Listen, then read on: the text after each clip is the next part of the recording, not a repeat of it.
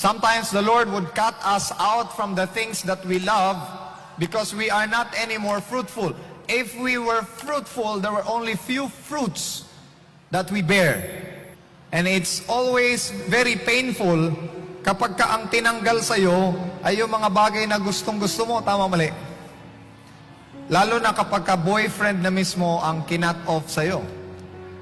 Or maybe yung cellphone mo ang kinut off sa'yo kasi you're already very unfruitful, devoting so much of your time instead of the Lord. You are already devoting so much time with the world. Sino sa inyo ang napipilitang mahalin ang Diyos sa takot na mapunta sa impyerno? John chapter 4 verse 18 says, "There is no fear in love, for fear has something to do with judgment, but love casteth away fear." But what if your motivation of going to church is because you fear of fire? And you think by going to church, you avail fire insurance.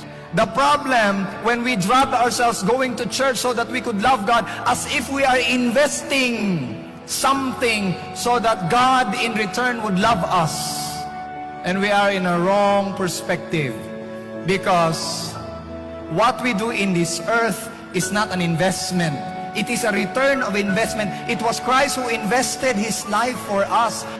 So whatever we do for Christ is just a return of His investments. And we can never outgive Him. We could never outgive Him. The more you give back to God, the more you owe Him. Because the more you give back to God, the more you become happy and joyful. And when you become joyful, you owe Him again. And for eternity, you keep on paying Him. You keep on gaining more debts. Amen? Gaining more debts. But when we talk about the love of God, it has millions of manifestation. Amen? And I don't know how to describe it, but the cross of Calvary is more than enough for you to exhaust the love of Christ. And this I have spoken to you in verse 11, that my joy may remain in you, and that your joy may be full. And how do you make full of this joy? How do you exceed it to the brim? By letting the presence of God come within you. It is His presence that gives us joy. It is nothing in this world could give us joy.